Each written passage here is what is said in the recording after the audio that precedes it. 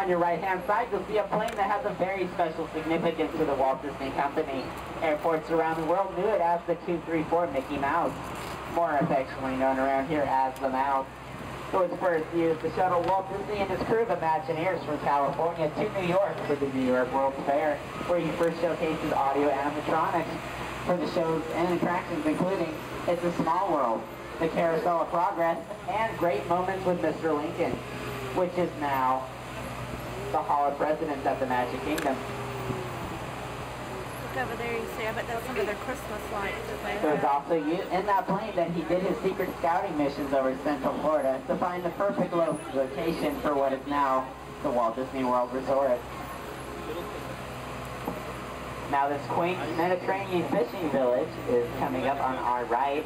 It's actually used for Lights, Motors, Action, our extreme stunt show, which is based off the popular attraction at the Walt Disney Studios in Paris, France.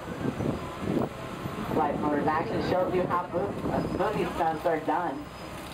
You'll feel like you're right there on the set as our crew films some highly orchestrated stunt maneuvers with carefully timed pyrotechnics.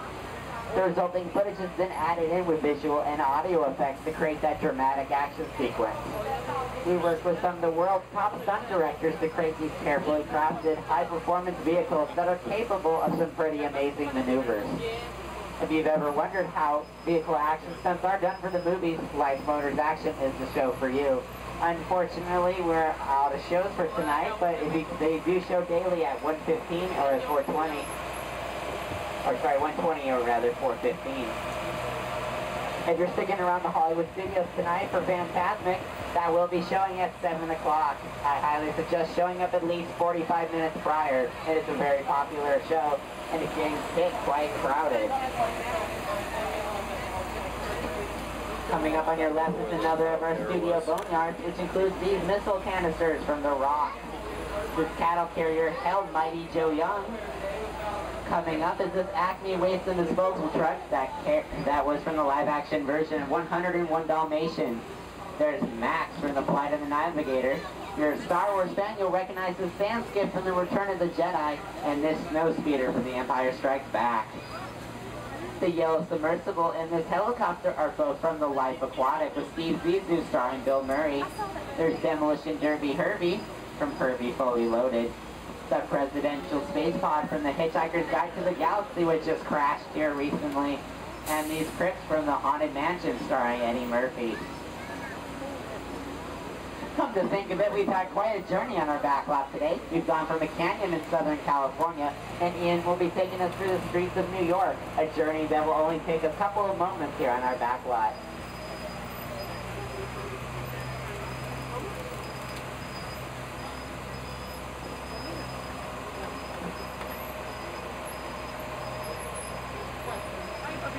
Alright folks, you might want to get your cameras ready because there's a great photo opportunity coming up. You'll see what appears to be the skyline in New York City right here in Orlando. That's an old film trick called Forced Perspective. The skyscrapers are actually painted black. It's located at the end of the street. The real Empire State Building is 100 stories tall, a little bit over that actually. Ours is just over 4.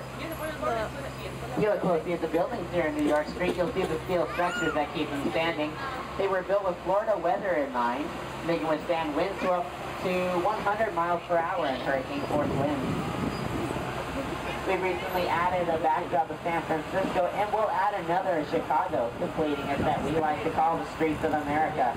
It's all part of a major redevelopment of our backlot, which includes Lights, Motors, Action, Extreme Stunt Show.